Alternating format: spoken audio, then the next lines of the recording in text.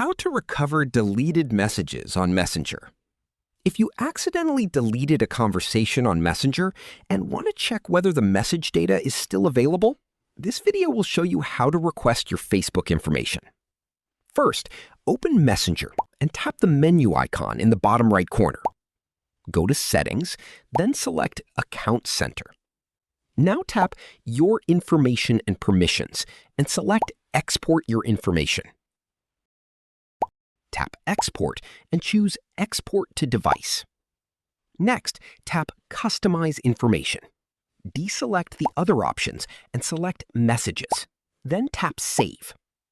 Choose the date range that covers the period when the messages were available. Then tap Start Export. Enter your Facebook password if prompted and wait while your information is prepared.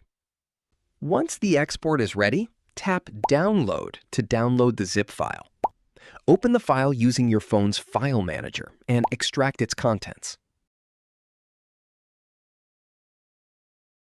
Now open the Your Activity folder, then go to Messages and Inbox.